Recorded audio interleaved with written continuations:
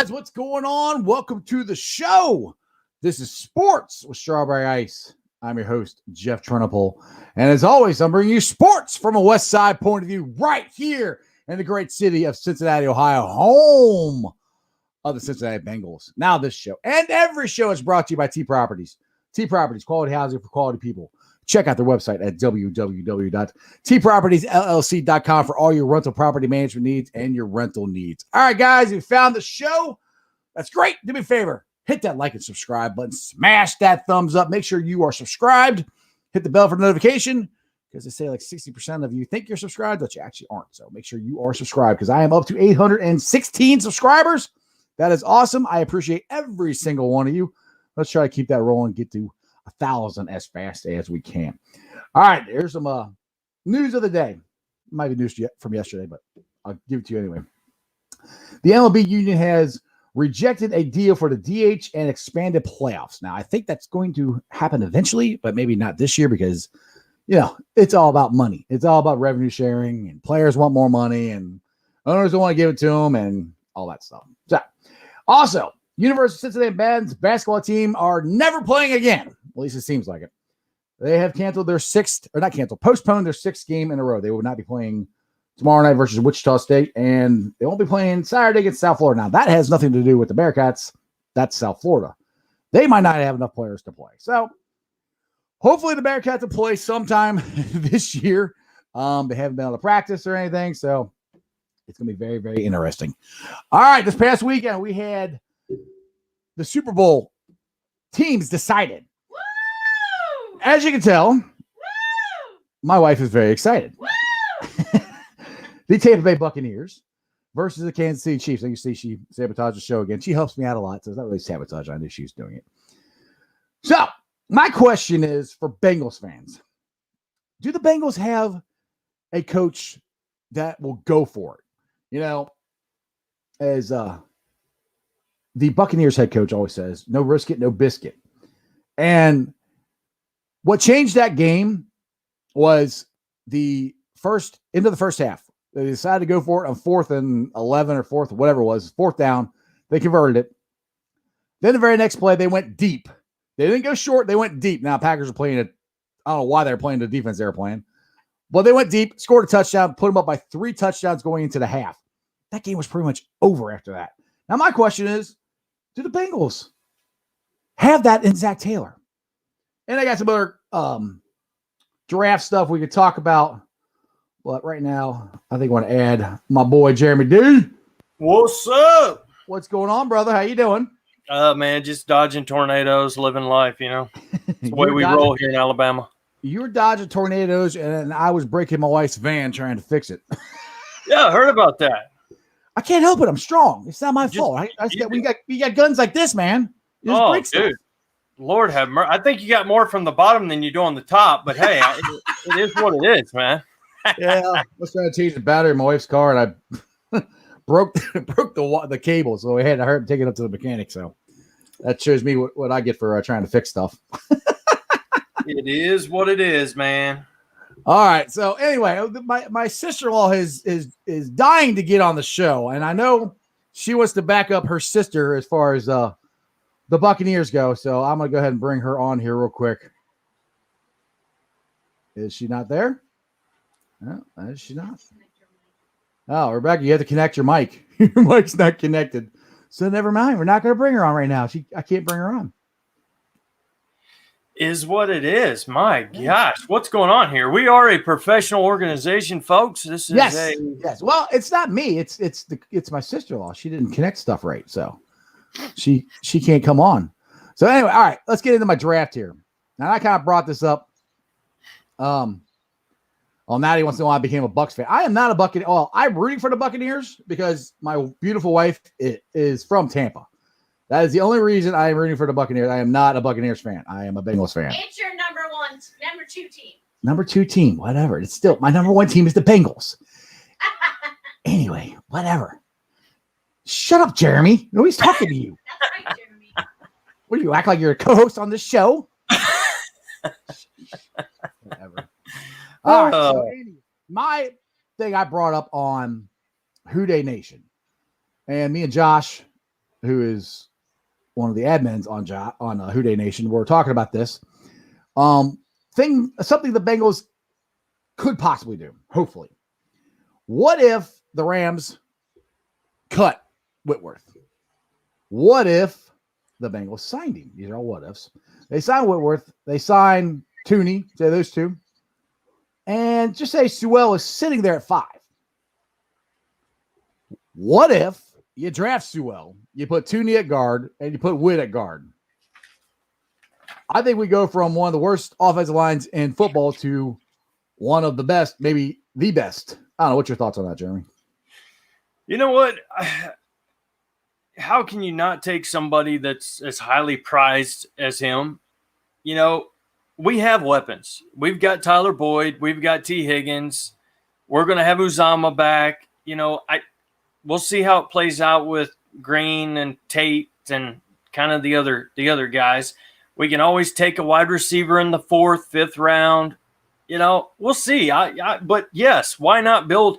We spent all of last year on defense, and it didn't really show itself, Lou Amarillo. But anyway. And so how can you not protect Joe Burrow, give him that extra second, give those wide receivers extra time to get open, and let's let this offense roll. That's what I think. My thing is, like you said, my concern with – that's why I think they should have got rid of Armadillo, because they gave him what he wanted, and he didn't use it right. Now, will that happen with Zach? I don't think so. I think Zach's a good offensive coach, a good head coach. I don't know. We'll find out. But I think there's a chance that you get this, because I keep looking at the teams that are in the AFC and NFC championship games. They both had, all 4 of them had great quarterbacks. We have a great quarterback. They all had really good offensive lines. We had a terrible offensive line. Right. They had, I mean, Buffalo, they had one wide receiver, really. One go-to wide receiver. That's all they had, honestly. Now, it showed when they played Kansas City. But they got there, and they beat the Ratbirds in the playoffs. So that's where I'm saying. I'm like, and Joe Burrow is your franchise. He is everything. And to me, they need to pour as much money into that offensive line as they can to protect him, I think. Yeah, you know, and I was talking with one of the guys the other night. You know, the only thing really about Zach Taylor, you know, we've all got to come to the realization he's not going anywhere. He's going to be here. So we're going to have to live with that. I don't understand why he decided or wanted to keep Lou. I mean, I guess. I don't know either. That's all. I don't know. But to give up what we did in that last game, and that's really the last game, is what pushes you. We've talked about this into the next year. And, you know, to have that come back, it just kind of puts a bad taste in everybody's mouth. Like, Zach kind of has the reins. Mike Brown turned it kind of everything over to him. And that's kind of the only thing. I think we're going to have a great draft. I think we're going to have a good free agency. I really do. I can see it coming. To me, it all hinges on what we do in free agency. I've said that multiple times here. It does, yeah. That's going to determine what we do, and that starts March 17th. Hopefully it's starting now. Hopefully they're talking to people now. But Titus has a question for you there, Jeremy. Yeah, okay, Buckeye quarterback. Well, let me ask you this, Titus. We want to go back 20-some years with Brady. Since when has a Michigan quarterback went to a Super Bowl? Thank you. 2, wide receivers, running backs. We are the Ohio State for wide receivers, running backs, cornerbacks. Look at Ward just came out. Then we had, oh my gosh, the guy that just came out this last year, just as good as Ward, shut down. Oh my gosh. Anyway, Eli Apple, we can go back and back. The Buckeyes have more prominent starters in the NFL than Michigan could ever damn dream of. You can bring up 80-year-old Tom Brady in his 20 years all you want. Anyway, what's up, DP? Hey, well, I want DP. I got one thing. Isn't Chad Heading? Didn't he go to Michigan? I'm just saying. Chad Henne? You bringing that name up? Well, he did put Kansas City into the NFC Championship game. He played a series.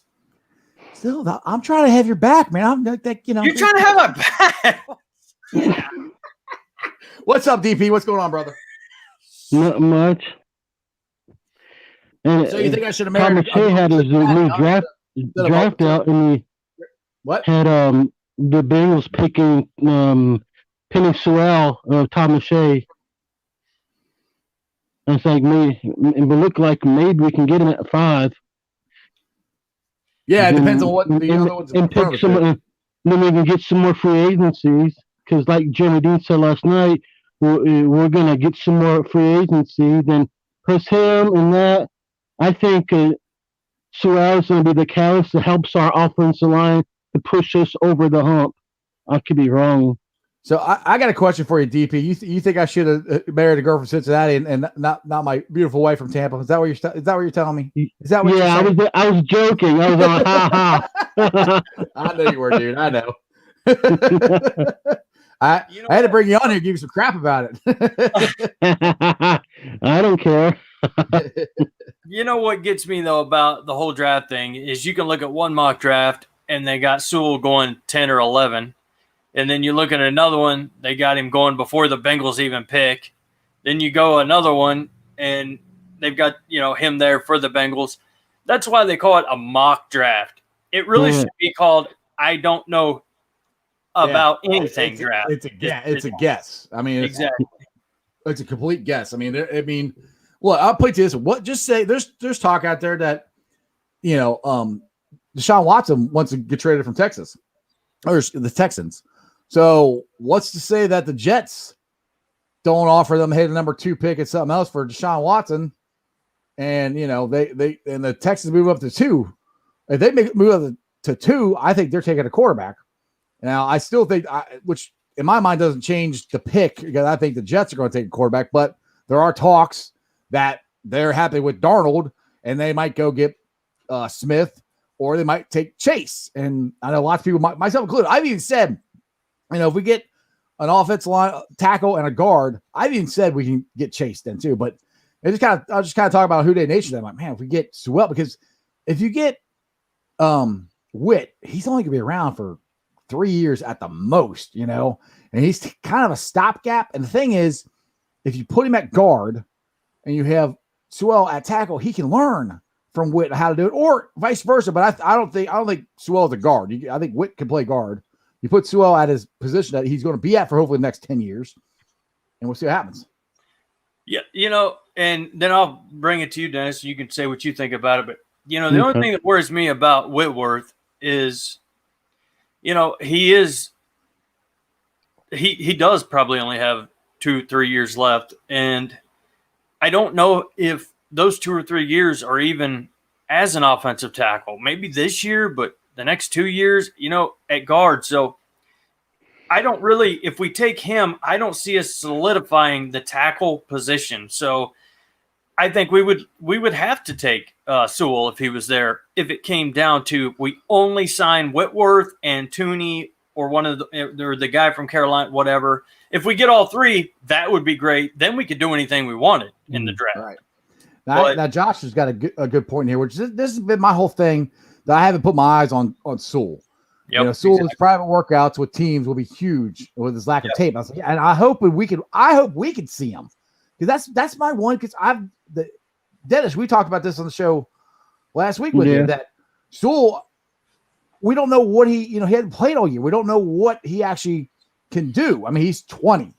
I mean, he looks great on tape, but there's been lots of guys look great on tape. So that's my only fear with him is he as good as they say he is, or is he Big Daddy Wilkinson, who didn't do much of anything when we drafted him, and he was supposed to be a can't-miss guy too? He should be well rested. That's all I can say. Right. Yeah, well rested, that's for sure. Yeah, when you're 20 years old, you've had 1 year on tape. It reminds me of Akili Smith, Big Daddy Dan. Yeah. We just need to figure out what we're doing in free agency first, and then we can set the whole thing up. Exactly. Anthony's got a good point here. He goes, you draft Chase or Smith in the first round, and then get Leatherwood in the second round. Which, to me, I understand that, but our biggest need is the offensive line. So if Sewell or I can't remember the kid's name, the kid from Northwestern, or those two are the best offensive linemen in the draft, why not? And that's your biggest need. Why not take them and solidify your line? Because Joe Burrow is the key to this whole thing. If you get a line, dude, we can go, I think, to a couple Super Bowls. I really do. I really do think Joe Burrow is that good.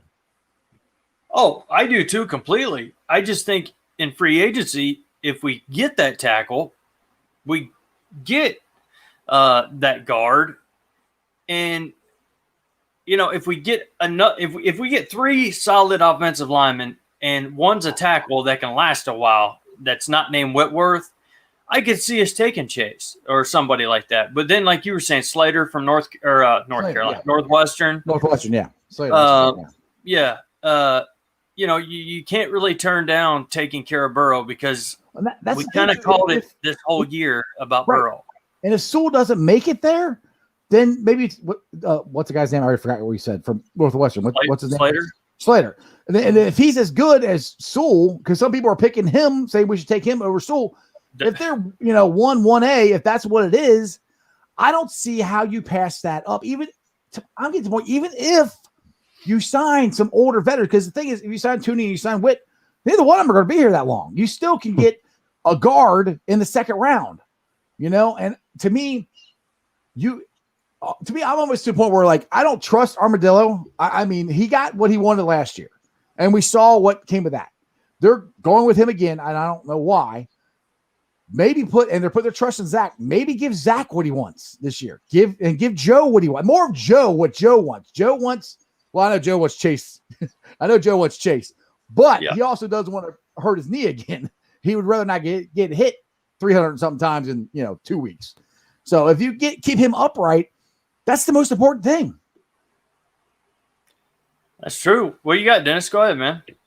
I said eventually, if the Bengals get the right pieces around Joe Burrow and the defense is clicking, I believe, I may be crazy, but if the Bengals was facing the Buccaneers and they had all the weapons we know they need, I believe they can still toe-to-toe with Tom Brady.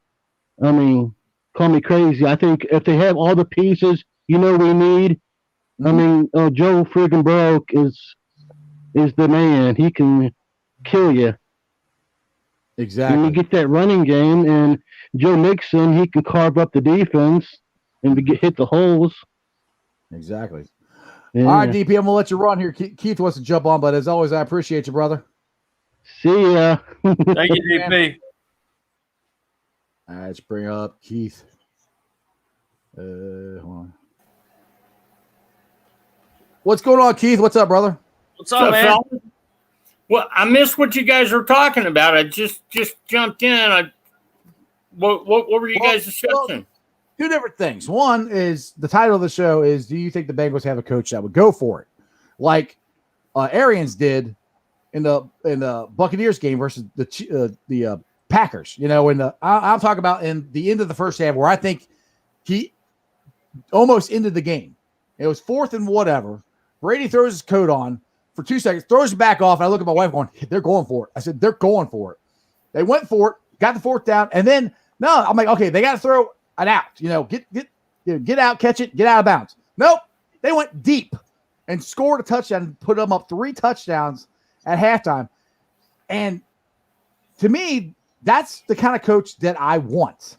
And part of me thinks Zach is like that because he went for it so many times on 4th down this year, but none of those times were ever when the game was on the line or anything, because we were in a lot of close games, but nothing like that. So my question is Zach Taylor that kind of coach, and is that the kind of coach you guys want? You just broke my heart, Jeff. My other team, I'm different. I love the Bengals, but I'm also a KC fan.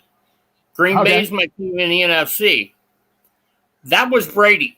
That was Brady in that game. Well, yeah, it was Brady, yeah, but Arians let him do it. Yeah, well, I was also going to say, though, on top of this, just real quick, and then you guys can go at it, because I don't have much I'm a Bengal fan, period. But anyway, when you see man-to-man coverage and no high safety help on a route, you're going to throw it deep. I mean, my God, when that's wide open like that, you're going to throw the ball. So, and they picked on that same DB the entire game. He gave up like 4 big plays. But to me, if I'm the GM of the Packers, that DC's looking for a job because, like Jeff said, it's 4th down. You have no time left. You have no timeouts left. So obviously, the play is if you have to go back to Tom Landry's old umbrella defense, just don't let a guy get that shit.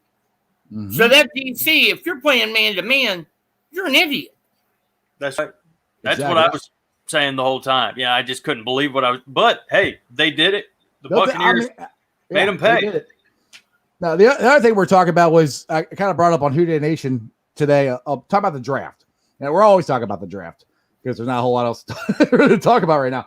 But we're talking about the draft. And all right, let's say the Bengals or say the Rams, they cut Whitworth and he's a free agent and we're able to sign him.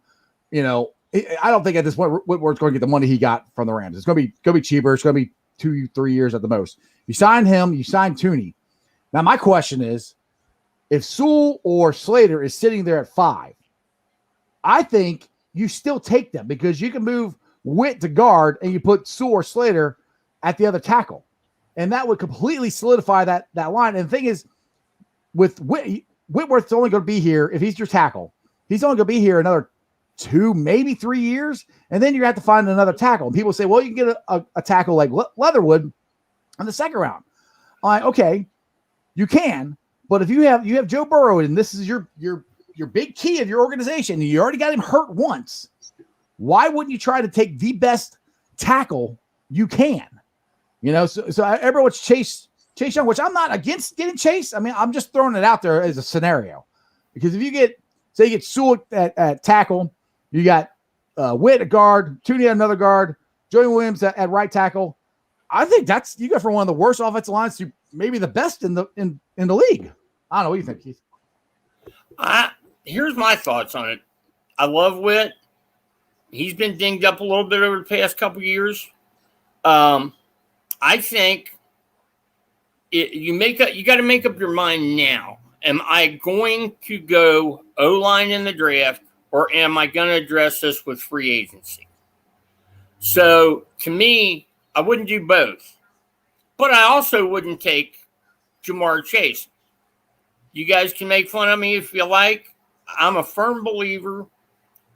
You see it every year. How many undrafted free agent wide receivers do you see, or guys you never heard of in college? 4th, 5th round picks. Yeah. End up being stars in the NFL. Mm-hmm. Same with running backs. Yeah. So to me, unless there's just a generational guy at that position, I'm going to go O-line or D-line or edge rusher. And that's the thing. In this draft, there isn't an edge rusher that's worth the 5th pick. That's why I say you take Slater or you take Sewell. And I've kind of changed my mind because I was like, I'd like to have Chase, but like you said, you can find wide receivers. You can. It can be done. I mean, it's like running backs. I mean, I love Mixon. I'm glad they signed him, and I think it was a good deal for the Bengals. But you can find guys to replace him. Tackles are really hard. A good tackle is really hard to find. And here again, it's like quarterbacks and running backs. How many of them are washouts? How many guys were can't miss prospects? Oh yeah, to wash out. Who's the biggest one? That kid from Alabama. He got drafted. Yeah, he got drafted by the Browns, and then he freaking. I think he got drafted by the Colts, and then went to the Browns, didn't he? Or was he drafted the other way? The other way? Drafted by the Browns and got traded to the Colts. Went to the Colts. Yeah, he sucked anyway. We got lots of Buccaneers fans jump on here. I gotta give a shout out here to RJ. Just to let you know, RJ is my brother-in-law, and he's got the Buccaneers winning, and he's calling it big. I don't know what you guys think about this. But he's by 10. Hey, Tampa Bay shouldn't have beat Green Bay. If Green Bay had a defensive coordinator, Tampa Bay doesn't win that game because guess what? You don't get that touchdown, and Green Bay gets the ball. Hold on. Okay, that's okay. I just said I want a coach to go for it. Their coach didn't go for it. It was 4th down, and you got Aaron freaking Rodgers, and you don't give him the ball to tie it. The coaching. I'm thinking their head coach screwed up. Because Aaron Rodgers also screwed up. He could have ran for it. That 3rd down, It was open. He could have ran for a touchdown. This got close. You know, and then it's 4th and inches or whatever if he doesn't get in. And then they kick a field goal. I'm like, all right, you understand, sort of, because they had a 2-minute warning. They had all their timeouts. And Tampa in the second half hadn't done a whole lot. They scored like 1 touchdown, I think. So I kind of understood it, but I'm like, dude, this is it. You got to go for it. It's as bad as that. You go home. It's the Super Bowl, man. You win the Super I Bowl. totally agree. As bad as they played the defense, yes. And for him not to run, that's not Aaron Rodgers. That's not him. I mean, you could clearly see he had the first down.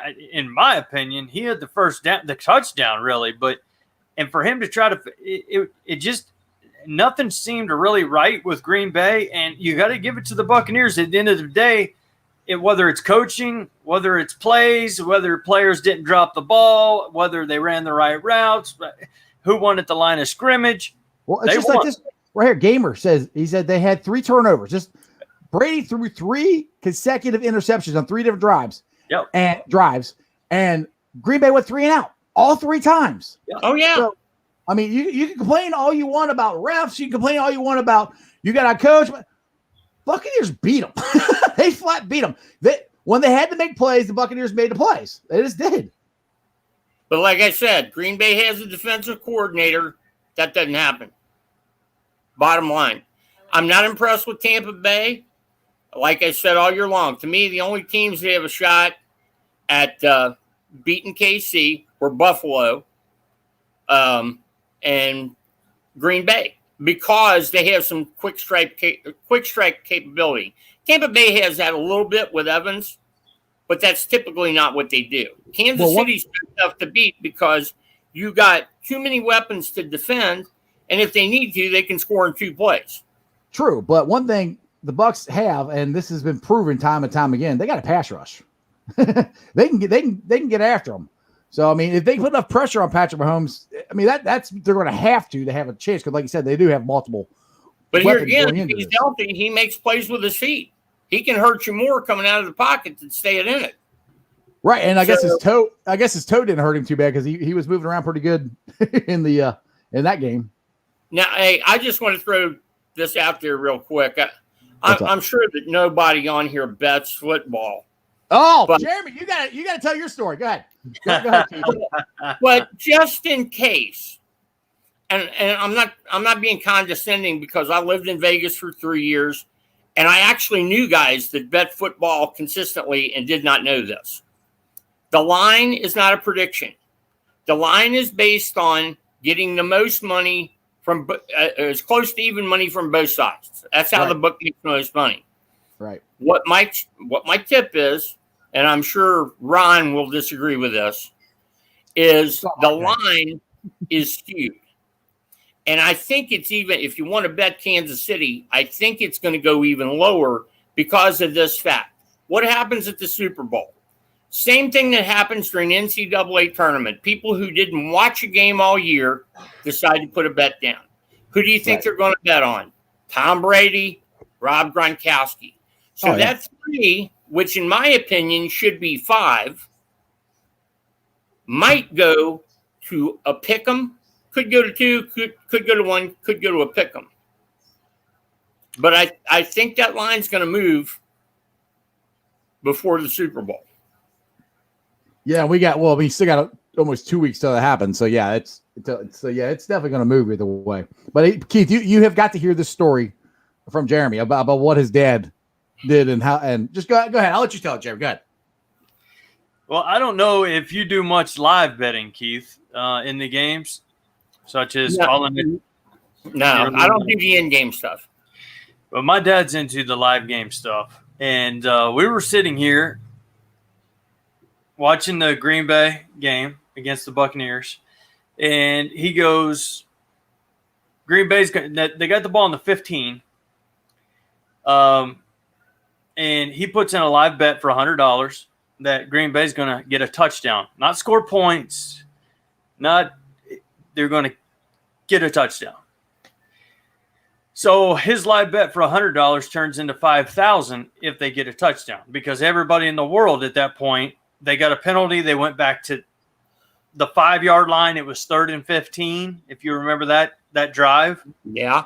Aaron Rodgers threw a miraculous caught the ball. They moved down the field, moved down the field. 15. They converted it. I couldn't believe from it. the 5-yard line. Mm-hmm. So my dad calls touchdown. I'll be daggone. They get the touchdown. My dad wins $5,000 just like that, doing live betting. I said, dude, we are going partying down in Alabama. I'm heading down there. and that's one thing about my dad. You know, he's watched the Bengals his whole life, and even before they were around, he watched the Browns before that, before Paul Brown came over. And he can watch a game, and it just gets to your skin, man. That he can call this stuff, and you're like, no, get out of here. You know what I mean? I don't want to hear it. And then it happens. So finally, he put a little bit of money towards his guessing as well, I can call it. He's just a good guesser. And he nailed it. So yeah, we're $5,000 richer right now, or he is. I guess I say we. You know, I'm probably going to take half of it. I had a side bet going on, but anyway. Well, you're a son. You got to share, right? Yeah, that's the story. That's the story of our Green Bay Buccaneer game. I can top that. All right, what you got? This tells you how long ago this was. I lived in Vegas at the time, and the Colts were still in Baltimore. And they're playing Miami when Miami had Marino. Colts were horrible. I bet them on a teaser. They were getting 14, and I took the Colts plus 14 and under 46. No, yeah, under 46. Right. Now get this.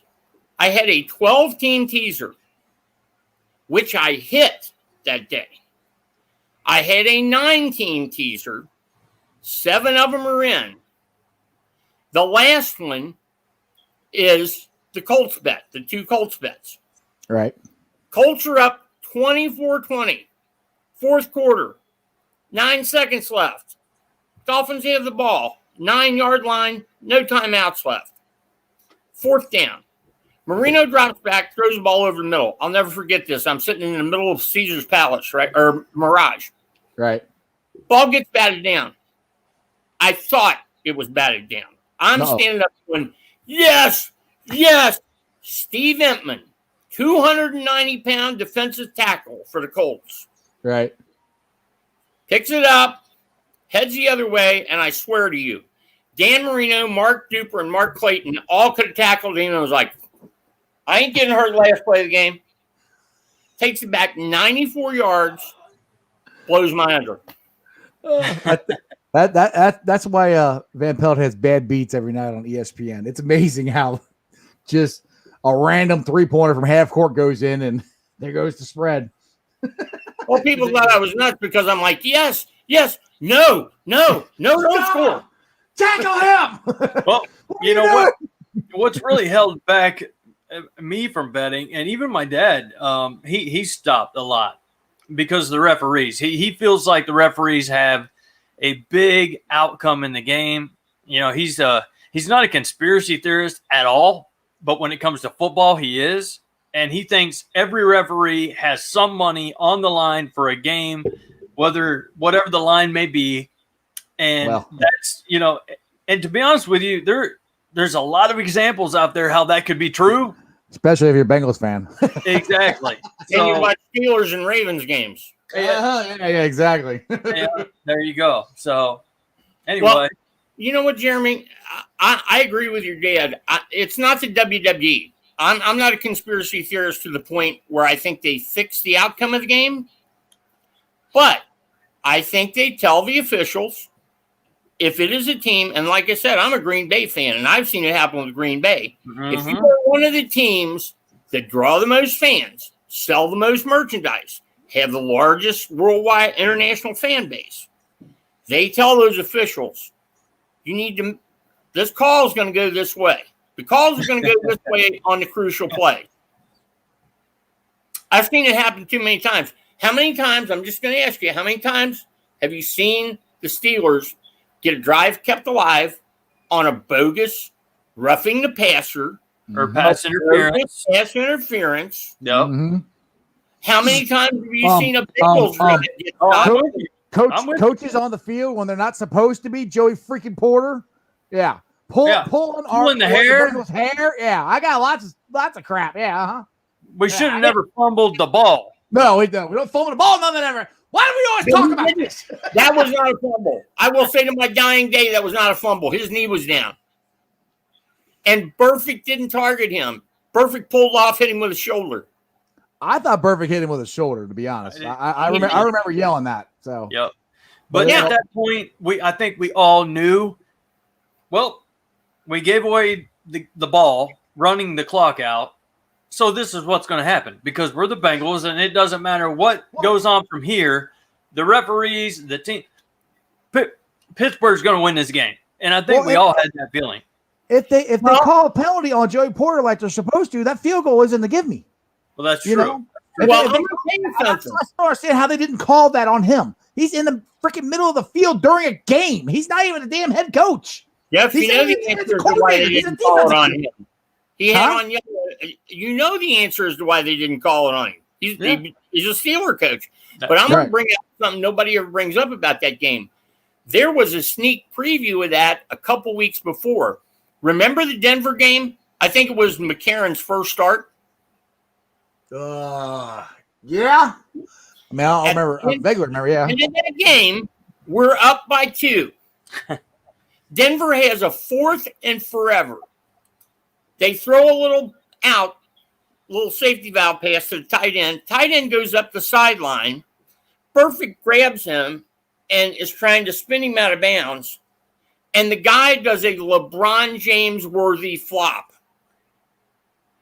15 yards, puts him in field goal range. They kick the field goal and win. It's because the referees, after just a couple things Burfict had done, that's where their eyes were every time.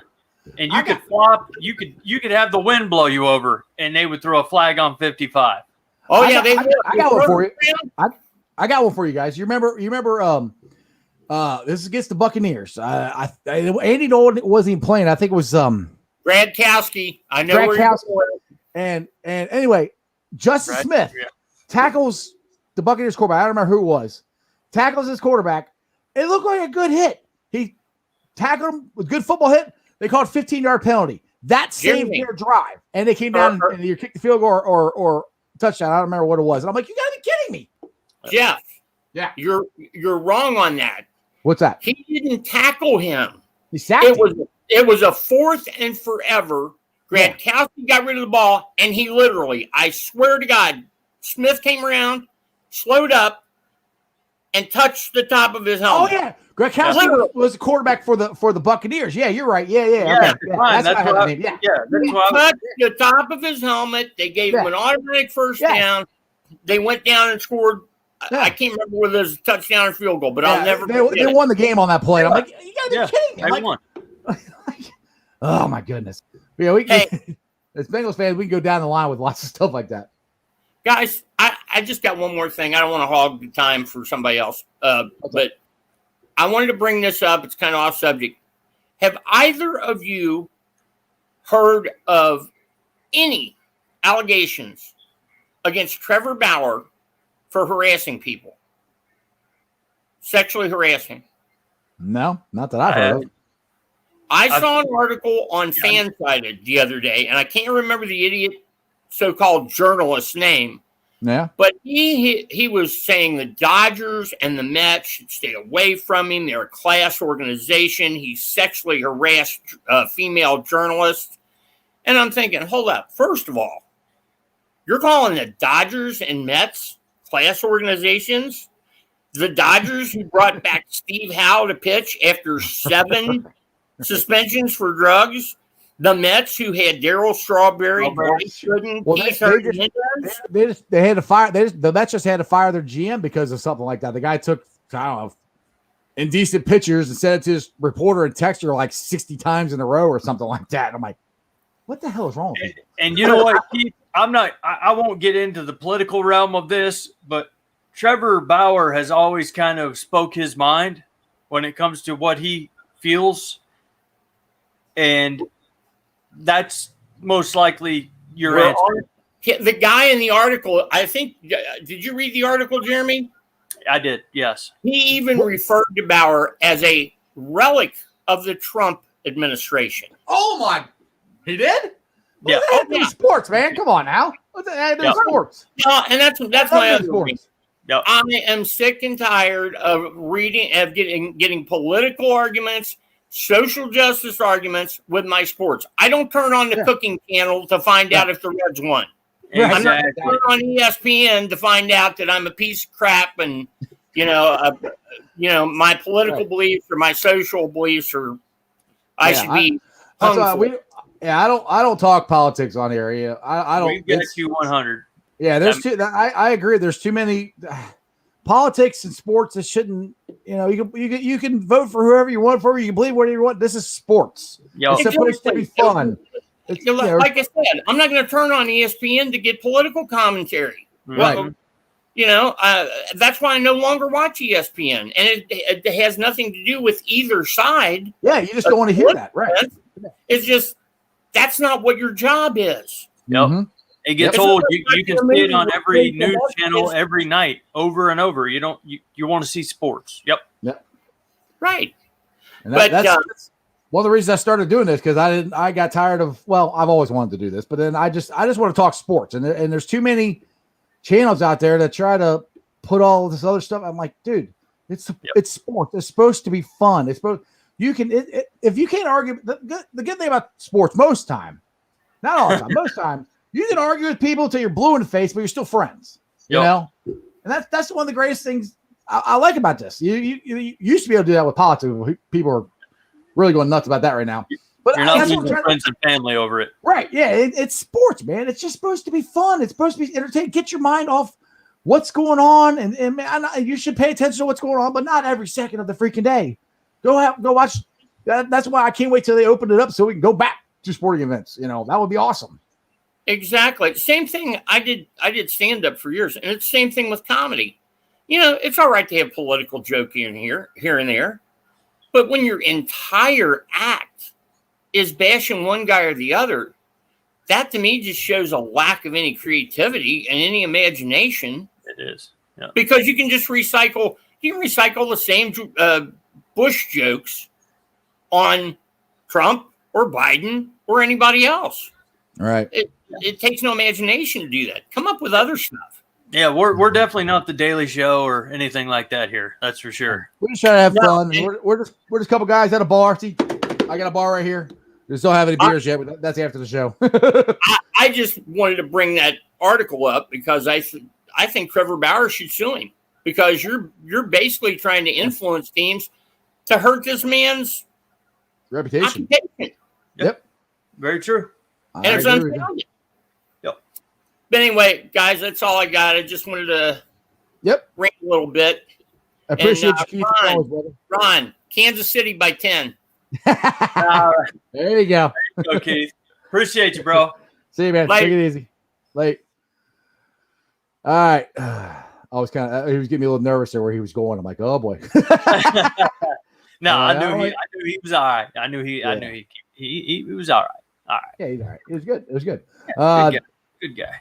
The Natural wants to know, do we watch Trevor's YouTube channel? I have not.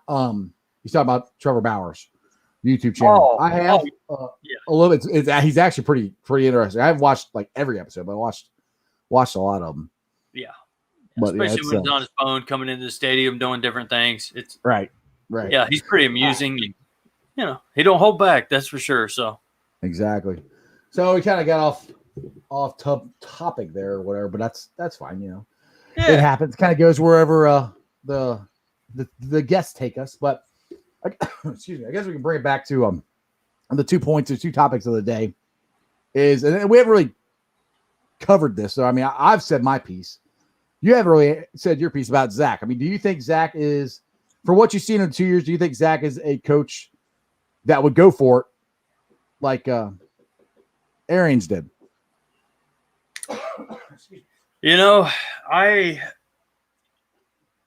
After watching the last game, no. Oh God, yeah. The last game, they might as well not even shown up for that one. after all these conversions that we had, I think we ended up a little less than we were, but I think it was 9 for 13, or it was still very good. I think he was more gun shy after Burrow got hurt, which that's understandable. Yeah, it is. And to me, I don't really care, to be honest with you. If I don't want to be in that situation, if we are in that situation, yeah, I think he should go for it. Do I know he will? I don't know. I've never seen him in a winning situation. Exactly. Well, I guess my point is, you may have complained about this with Marvin Lewis. Marvin Lewis is in those situations multiple times, and he would never go for it in big games. Yes, he would always punt, play defense, and like how many times it would drive me nuts. We get the ball, we defer the coin flip to the second half, and we end up with the ball at with like less than 2 minutes going at the end of the half, and we couldn't score. So or we're close to doing it or whatever.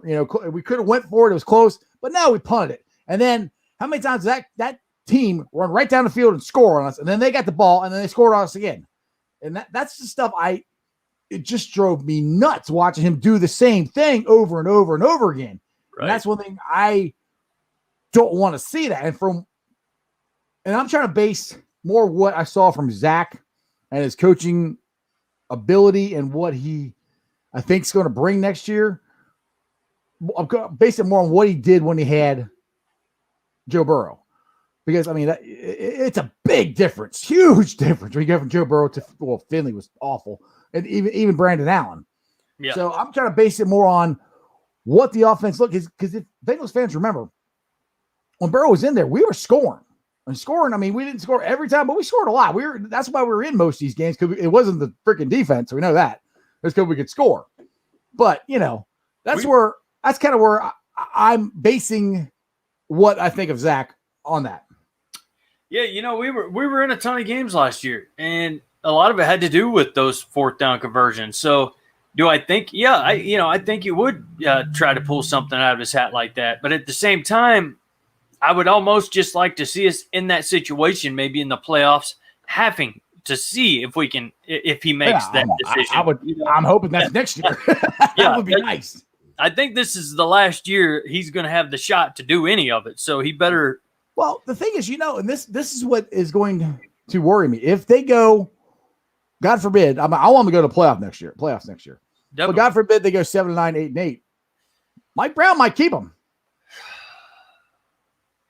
If we go from the past, yeah, there's a chance.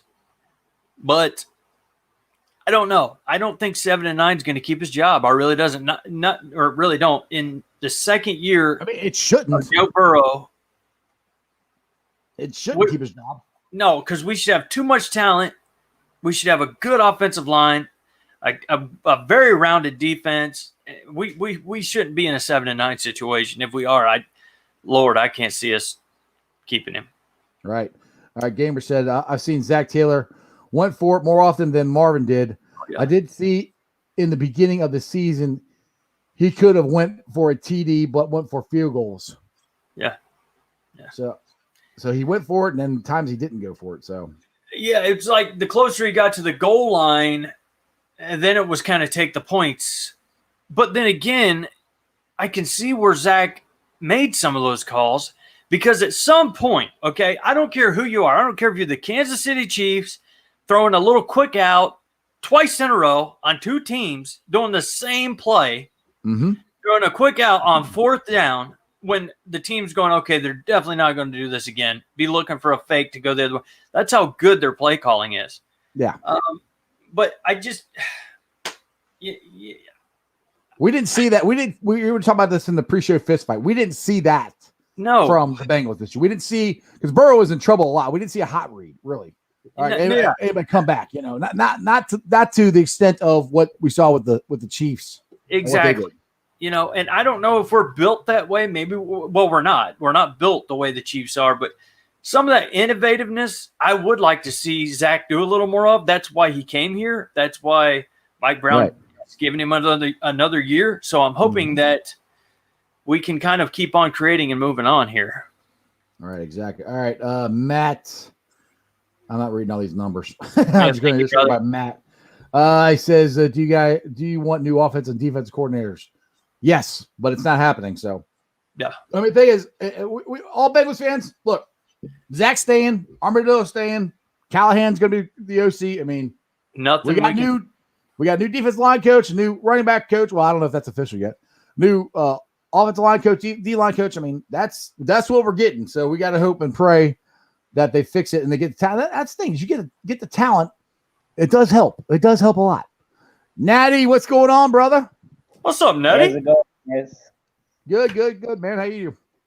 Good. Everything's good on my end. I mean, Zach, I like that Zach's sort of aggressive, but like you mentioned, Jeff, he kind of seemed to back away from trying to go for it on fourth after Joe went out. Yeah. Which I mean, I don't blame you for that. I mean, it's a big drop off from Burrow to Allen. I mean, it is a big drop off. And I'm of the opinion that if you're gonna go for it, you're gonna have to go for it when you're like on the 20 or like the 10-yard line, on the opposition side. Because I'm like, what's the worst? You turn over the ball and they get 20 yards or something, or 10 yards. Yeah, they'll get better positioning. Yeah, the one that pissed me off was we were 17 points down in the last game of the season, where I just think the whole team just bagged it. They just bagged it. They were done, including Zach.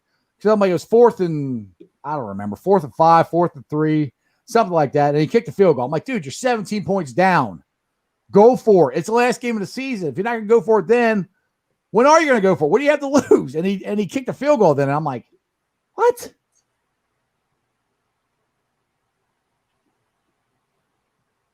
But I mean, like I've told you, Jeff, if it's playoff or bust for me with Zach. Oh, I'm with you on that. I agree with you on that. I think lots of Bengals fans agree with you. And this. I don't know if Mike Brown thinks that. I mean, but hopefully we don't have to worry about that. Hopefully they fix the offensive line. Which, look, if they fix this offensive line, I've said this so many times, I'm blue in the face. It's going to change everything for the Bengals. Everything. We might have to outscore people because I don't trust Armadillo. Because they went and gave him what he wanted, and he never played what he wanted, not consistently enough. And me and Jeremy were talking about this over the weekend. Like our defense, one weekend it was good, the next weekend it was bad, but then sometimes it was good, but then we didn't get anything on the pass rush. Or then the week after that, our run, we couldn't stop the run. It was always something. They never could put it all together. Inconsistent, like you would not believe, and it's it's unheard of to be this inconsistent, to be honest with you. It was, we couldn't put together. It wasn't, and like me and Jeff were talking about, before the show, even that last couple of days, it wasn't inconsistent from saying the defense wasn't playing well and the offense was, or the offense was playing well and the defense wasn't. It was even the defense, our cornerbacks played well one game, but we'd give up 300 yards rushing. Yep. Our defense held the rush and we gave up 400 yards passing. I mean, it was always something, and then you added the offense inconsistencies with it, and it's just what it was. It was horrible, and hopefully we get it figured out quick. I mean, the thing that drove me nuts, and this is what I hated seeing Joe Burrow get hurt, but to me, that second half of the season, I think we were really going to see what Burrow could do. Because I said this, and I know now you watched a lot of the shows. I thought we could win a lot of those games down the stretch that we didn't with Joe Burrow. I mean, I didn't think we could beat the Ratbirds or the Squealers. We ended up beating the Squealers without Burrow. But there was lots of winnable games like Washington and that's one of the Philadelphia. Yeah, well, I meant down the stretch there. Yeah. I can't. I just always remember Washington. There's some other ones, but anyway, there are a lot of games there. I thought we could, possibly, I was thinking 8-8 when the season started. To be honest, that's where I thought we might be, but that's what I wanted to see, and it just kills me that and that's what I don't understand why Zach let the Bengals play so bad the last game of the season, because the last thing you remember is them getting their asses whooped by the Ratbirds and showing no desire, no commitment, not even acting like they wanted to be there. And that's the last image us Bengals fans see. Yeah. And that's just that's why I think Zach should have been fired because of that right there. You can't end your season like that. Just to follow up on that, that's what I was going to say. That's what you leave the fans with, and then not even a week later, you say, "Oh, okay, we're keeping everybody except the offensive line coach and the defensive line and a running back coach." Whoopie ding. And the thing is that what drives me down is the most inconsistent part of our team was our defense all year. When Joe Burrow was in there, our offense could at least put points on the board. No, we couldn't run it. But like I said, I think that has a lot to do with the offensive line. Yeah. But Joe would do that quick three-step drop and get the ball out, and we were scoring. Yeah. I mean, that's how we were in a lot of these games that we should have freaking won at the beginning of the year. That's right. That's right. Got lots of my in-laws are all jumping on but they're all the Buccaneers fans. So all you guys are going after them. Okay, y'all have fun with that. No, we'll talk Buccaneers. Shoot. Yeah, well, me and my wife are good. I was just going to say I was going to talk some Buckeye basketball, but go for it. Now there isn't a whole lot going on. Maybe tomorrow night they're playing Penn State. Nobody really knows yet. There isn't much Bearcat basketball talk going on either. They got 6 consecutive games postponed, so kind of hard to talk any Bearcat basketball. Yeah. So it's kind of tough to talk Buckeye basketball right now, too, when we don't even know if they're going to play. So, right. Huh. All right. Natty's going to try it again here. Let's see what you got here. Let's see if you can come up, Natty. What's up? You back, Natty? Hello, Natty. Hello, can you yes, hear me? sir. We can hear you. What's up? Natty, man. My bad, guys. Sorry, my internet went out for a bit. It happens. I lost connection. It's, it's an internet show. It happens a lot. It's happened on my end where I can't even hear you. It's the internet. I want to get your guys' predictions for the season. What, Bengal season? Yeah, the Bengal season. Oh, I can't give that right now. It depends on what they do in the offseason, man. Yeah. I have no idea. Can you promise us you'll stay till March or August? May? Get back to us like August, September. Yeah, well, at least May. Well, maybe we'll have a little bit of something by May, but I can't wait until March 17th. That's the next big date for me for the Bengals. That's the start of free agency, and that to me is when things started happening last year. And it wasn't too long. I think it was a day of. I think they signed DJ Reader. I think that was all Trey Waynes close. Was right. Yeah, they were all close. I mean, what do you think when it comes to it, Natty? I mean, when it comes to free agency and the draft, what would you rather us do? Go defense free agency, offensive line free agency? I mean, what are your thoughts on it? And then with the draft, go ahead. I think you go offensive line for free agency because you need experienced guys because you're not going to have a lot of tackles come in at 21 to 23 years old playing at a capable level off the bat. So I think you go with the guys who are already tenured. And then in the draft, with the first pick, because I don't know if Sewell's there. It all depends on what Miami does with their third pick. Well, some guys got Sewell not going until 10 to 12. So, yeah. Is it Daniel Jeremiah? Yeah. I think it was. I tend to trust Daniel Jeremiah a little more because he has connections to a lot of teams, so he's probably hearing some things. But I think it's because he's got the Bengals drafting Slater. Which, like I said, honestly, I don't care. If it's Slater, if it's Sewell, I don't care. As long as they come in and they play great, I don't care who you draft. I mean, out of those two. Yeah. He's also got Zach Wilson going number 2. I just don't. There's a lot of teams that like him. He's. Yeah, I don't see it at number 2. I think he's. I got this. I got this sent to me, and it was a tweet from Joe Goodberry, and I'll just read it here. It's at Sports Track, which I don't know what this is, has a projected market value for the Bengals free agents. This is what they are projecting the Bengals who are free agents, what it would cost the Bengals or any team to sign them. But they got AJ Green in 1 year, $6 million. Carl Lawson, 4 years, $35 million. William Jackson, 3 years, $19 million. Mackenzie Alexander's 3 years, $25 million. So out of those guys, I mean, AJ Green, 1 year, $6 million. I might do it, but I mean, it's like he said, you can find another wide receiver. And I love AJ. If AJ had shown me anything this year, I would be all for it. But the other guys, we just paid him, what, $15 million last year? I mean, yeah, or the league top.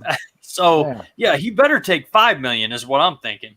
Yeah. So, but I mean, I don't think those are too far off. I think those are all doable. Plus, but the thing is, just say you got to cut one of those. Not AJ. Say we're not cutting AJ, but say you can't. You don't bring back Lawson. You don't bring back William J. or McKenzie. One of those three. You take one of those guys' money, and you go out and you sign Tooney or you sign Morton from Carolina. You use that money. Which one of those guys would you be willing to not resign out of Lawson, Willie J3, or Mackenzie Alexander to take that money and put it toward an offensive lineman? I'll go real quick, and then Natty, I'll let you take over. But I think we can get Alexander for a better price. I definitely want to keep Willie J. And I'm sorry, but I cannot offer a 4-sack Carl Lawson a huge contract. I'm sorry. He gets after the quarterback. Is kind of high. And that's just where I'm at on it. He does. Don't get me wrong. He's not a just nothing player, but he is not a top tier pass rusher. Top tier pass rushers are in between 9 to 12 sacks a year. He's not nowhere close, even in the realm of that. He does get after the quarterback, but literally the quarterbacks. I mean, when I see him go after Roethlisberger at 40 years old, I mean, he bounced off him like a ping pong ball. Yeah, it was just that's the biggest problem with Carl. I said this for the last time he got to the quarterback, he couldn't bring him down. He couldn't, and it didn't really stop him. Natty? Go ahead, bro. I think you bring, man, because I don't want to lose Lawson either, because then you create another. You still there? I think your internet's like going the out only again, thing brother. though, because I was like, I would feel a little better You're coming in and out. if it was. Hello, can you hear me? Not really. It's a little rough. Try to jump back on. All right, now this is the projected, or this is the space that the Bengals have. They are 6th overall in cap space. They have $31.7 million in cap space still. Now, we all know Mike Brown has never spent to the top of the cap, but dude, he wants to get a new stadium deal and everything.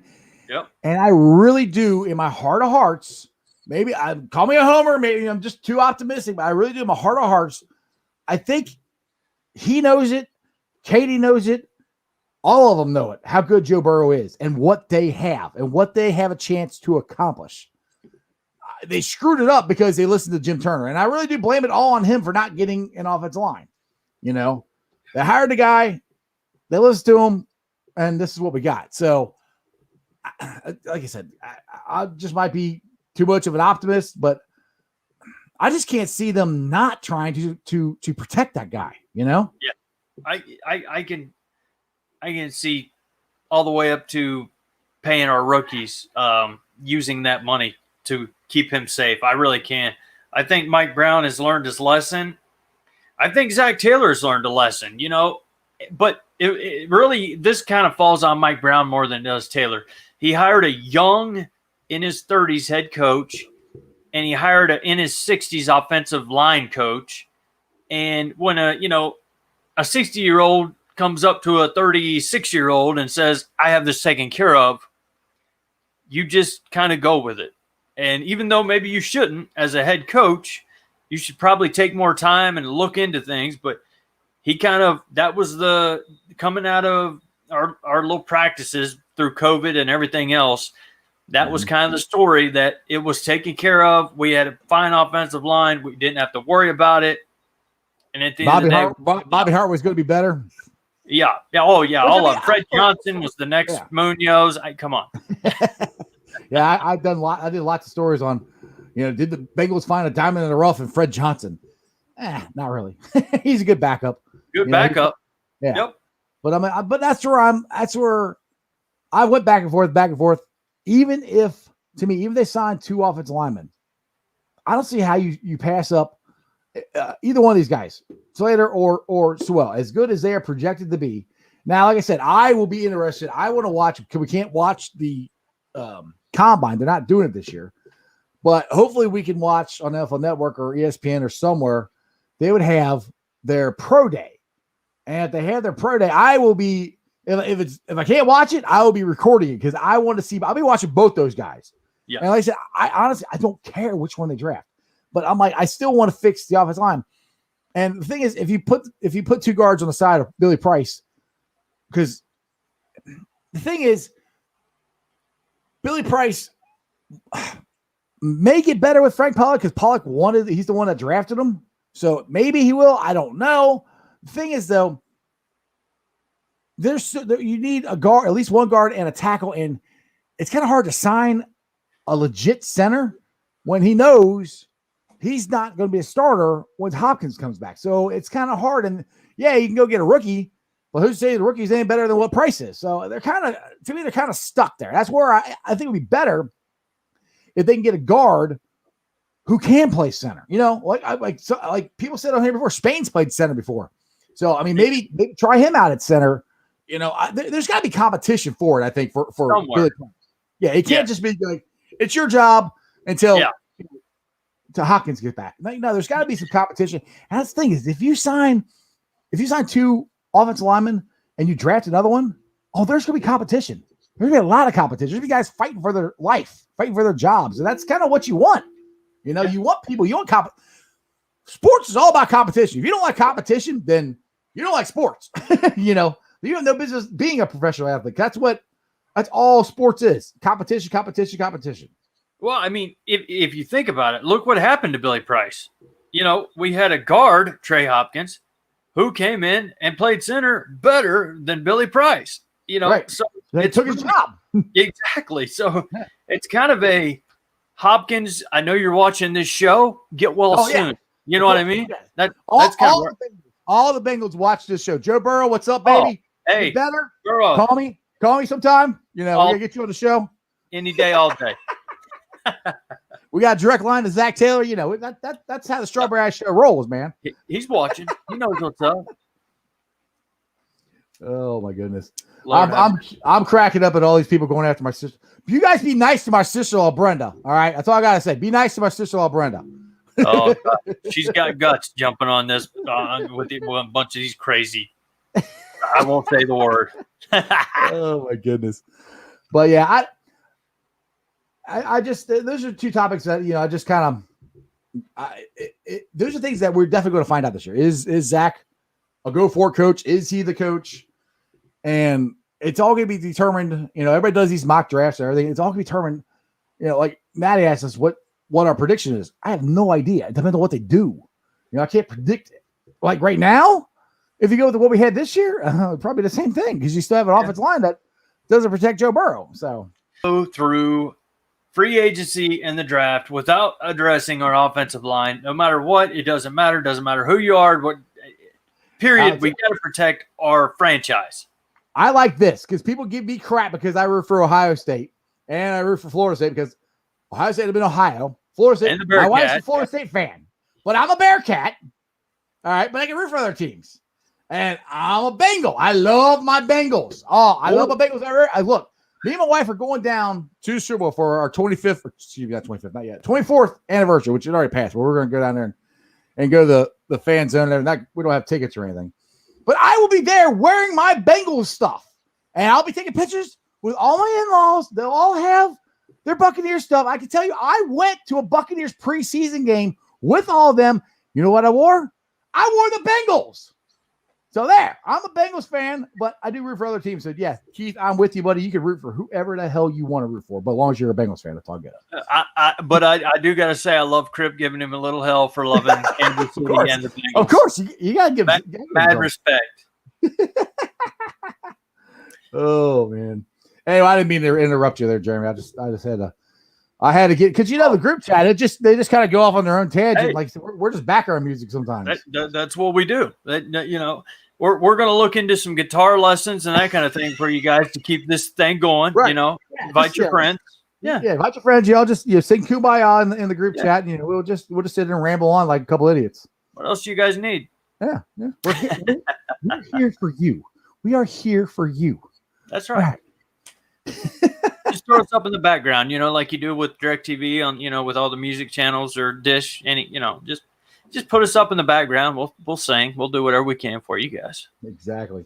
So did you see that the MLB said that they're not doing the DH or expanding playoffs? Well, actually, the union turned it down. Oh yes, I did the DH and expand. Yes. I don't know why. I guess I could see expansion of the playoffs, but I've always not understood the DH.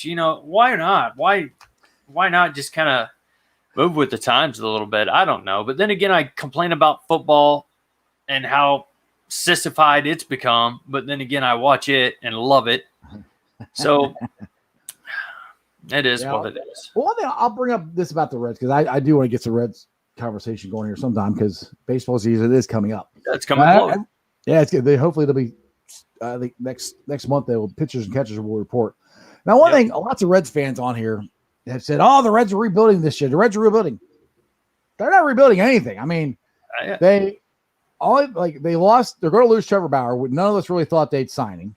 No. They traded Iglesias.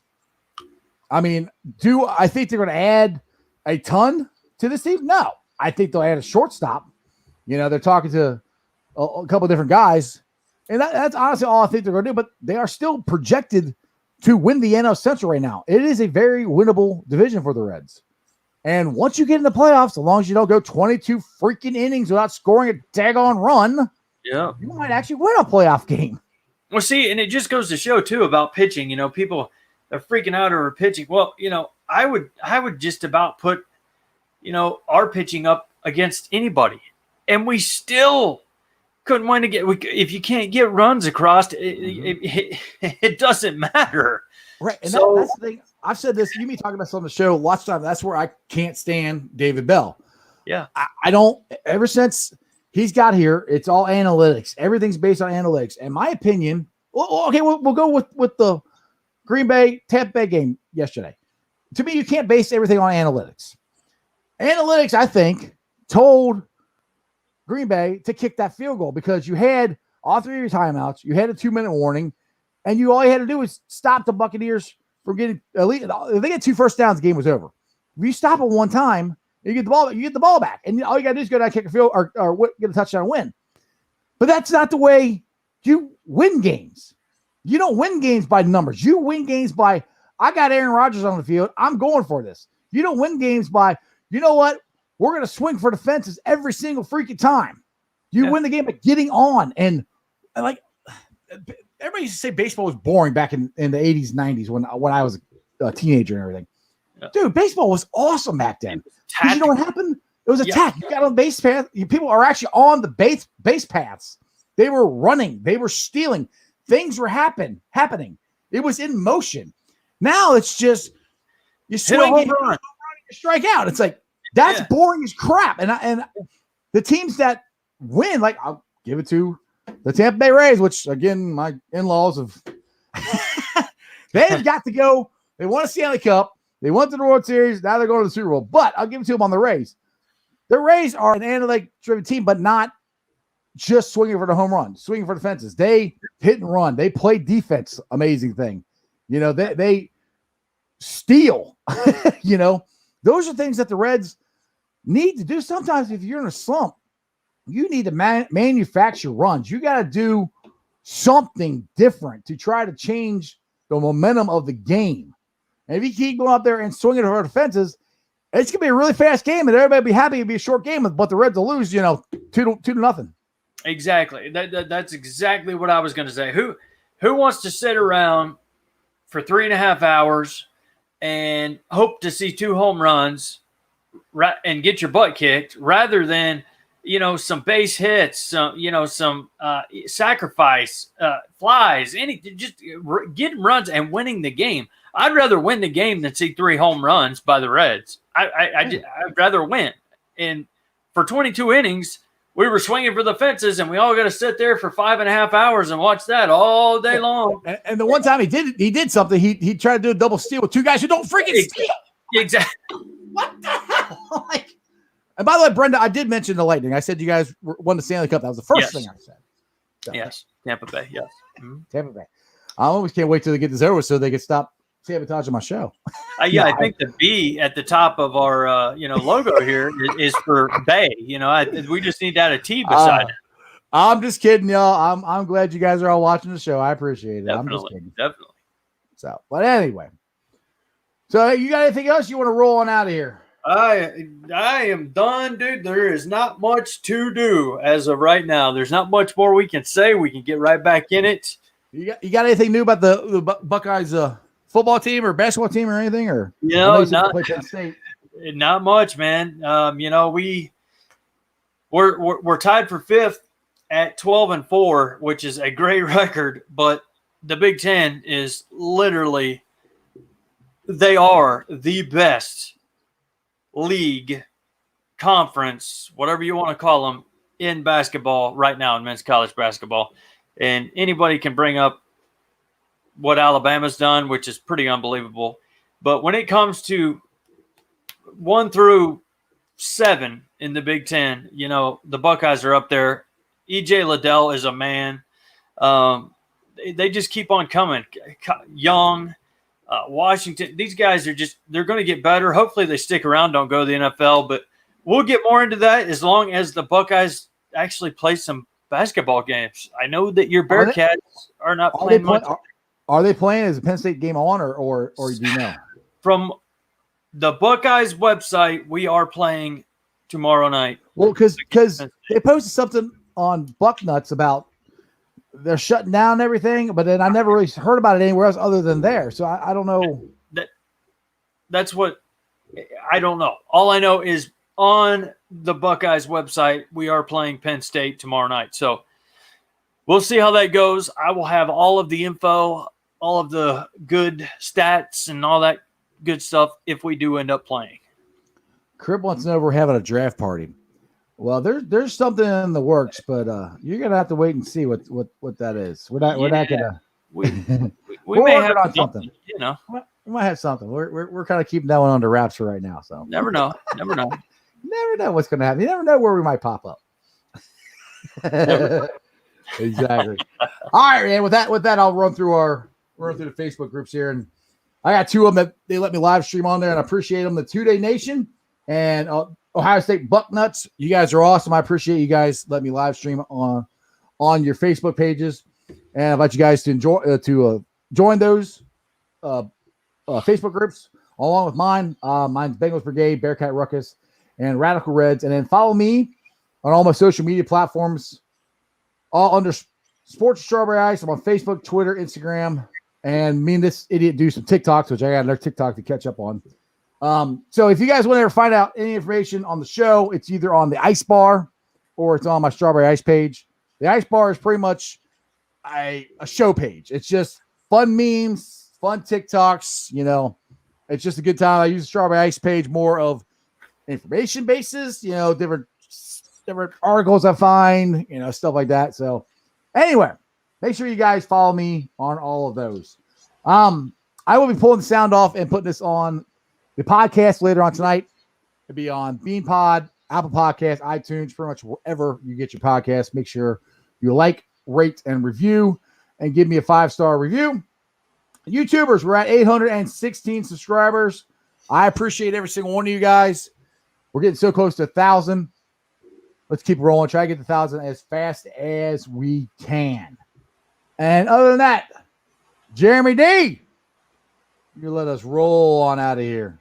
We will do it, my friend. And if tomorrow goes okay and we don't have any more losses in the family, tornadoes. Yeah. I don't have a battery that I have to work on. There's all kinds of stuff going on. Making it hard for us to do the show.